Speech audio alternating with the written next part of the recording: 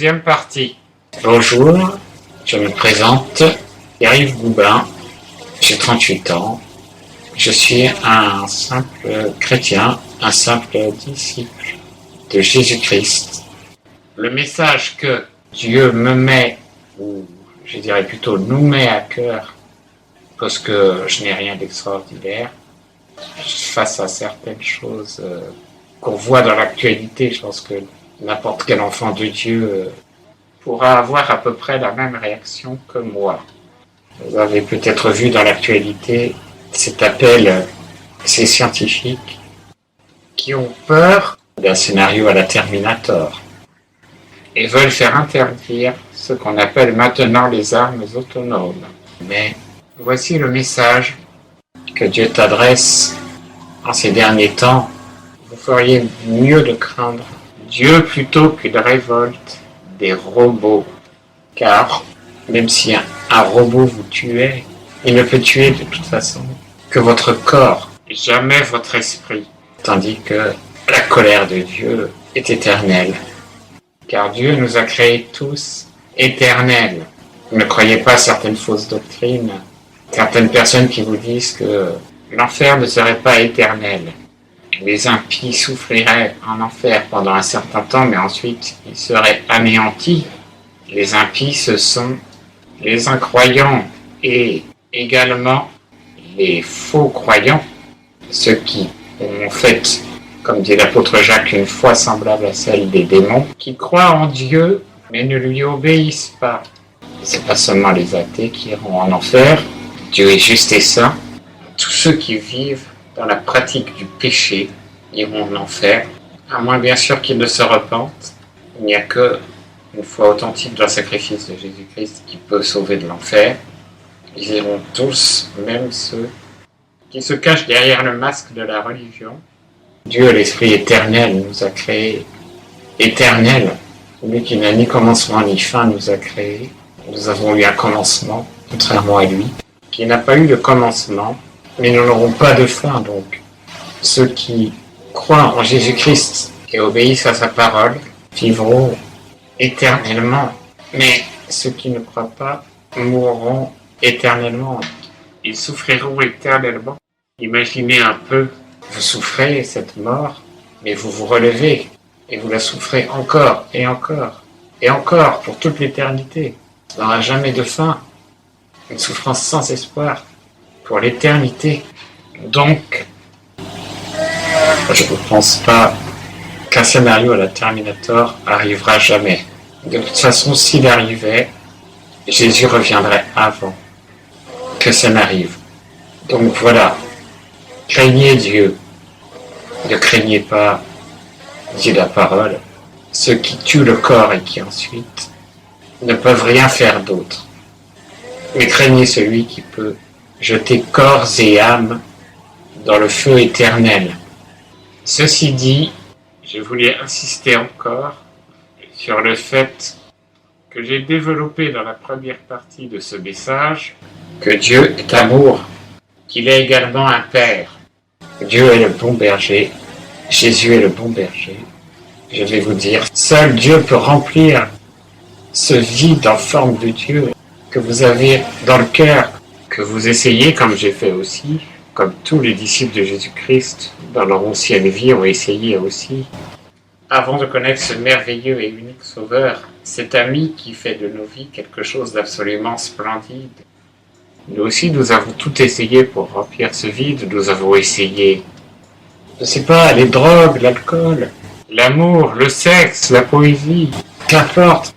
Ici, je vous renvoie à une excellente vidéo que j'ai mise dans ma playlist vidéo d'autres chaînes qui s'appelle Falling Plates, F-A-2-L-I-N-G espace P-L-A-T-E-S, qui développe très bien ce sujet, de ce par quoi nous, humains, essayons de remplacer Dieu.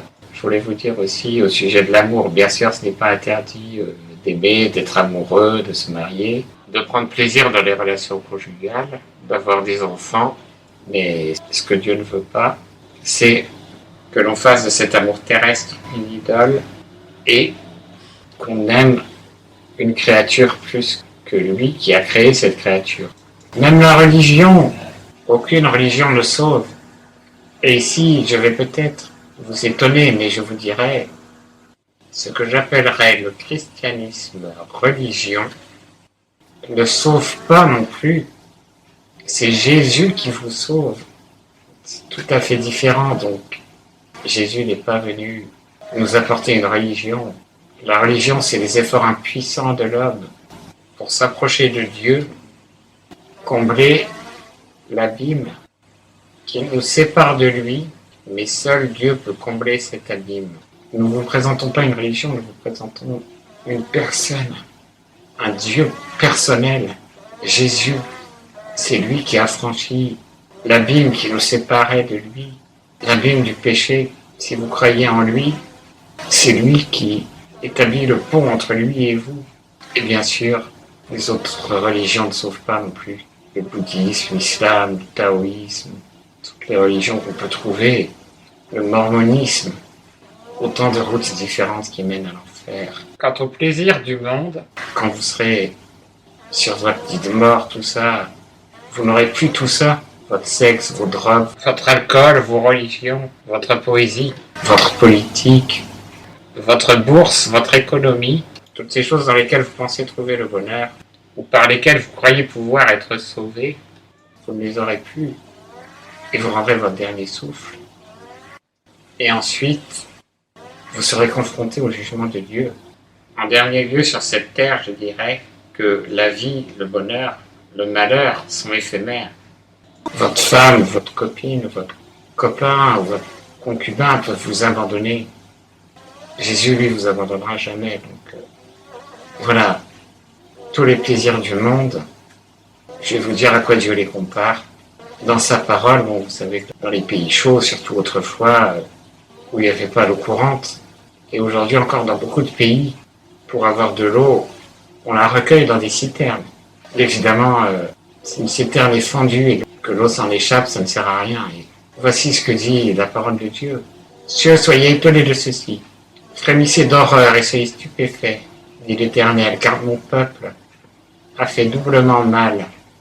Ils m'ont abandonné, moi qui suis la source des eaux vives, pour se creuser des citernes crevassées qui ne retiennent point l'eau.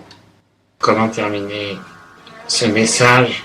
J'ai envie de vous citer encore la parole de Dieu, les paroles de l'apôtre Jean, qui disait « N'aimez point le monde, ni les choses qui sont dans le monde. Si quelqu'un aime le monde, l'amour du Père n'est point en lui, car tout ce qui est dans le monde, la convoitise de la chair, la convoitise des yeux et l'orgueil de la vie, ne vient pas du Père, mais du monde. Et le monde passe et sa convoitise. Mais celui qui fait la volonté de Dieu demeure éternellement. » Ici, une précision extrêmement importante s'impose. Bien sûr, quand Jean dit « n'aimez pas le monde », il ne veut pas dire ne pas aimer, par exemple, je sais pas, la nature, les arbres, le rire d'un enfant, le mariage, toutes les bonnes choses qu'il peut y avoir dans le monde.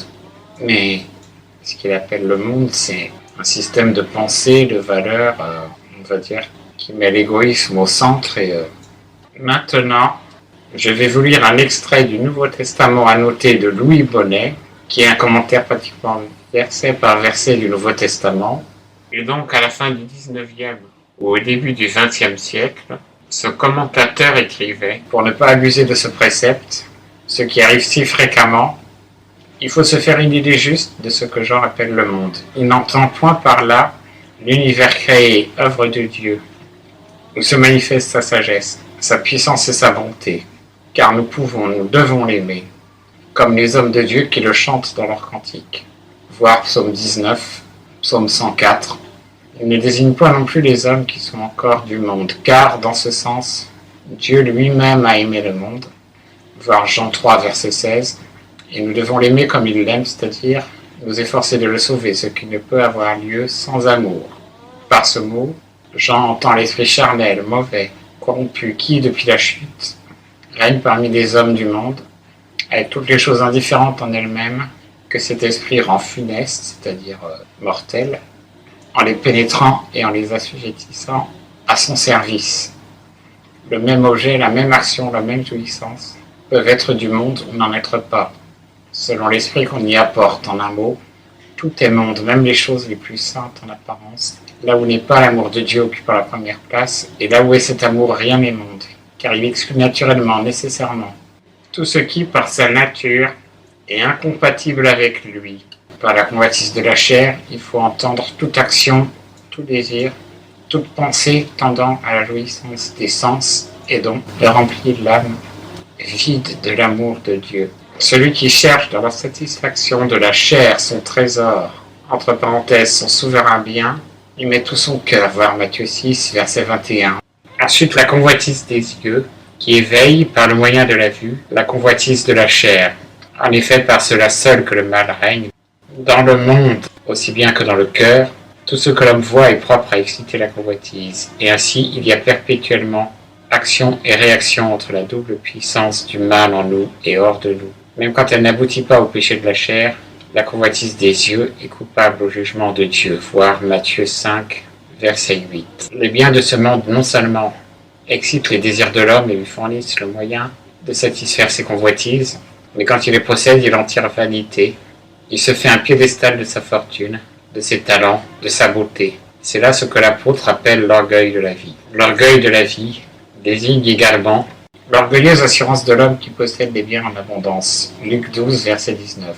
Elle est à la fois dangereuse et coupable parce qu'elle nous porte à croire que nous pouvons nous passer de Dieu. Elle nous porte par conséquent à oublier Dieu et la vie éternelle, à faire des biens terrestres des idoles et à nous adorer nous-mêmes, à rendre hommage en un mot au prince de ce monde, c'est-à-dire Satan. Je vous laisse. À bientôt si Dieu veut.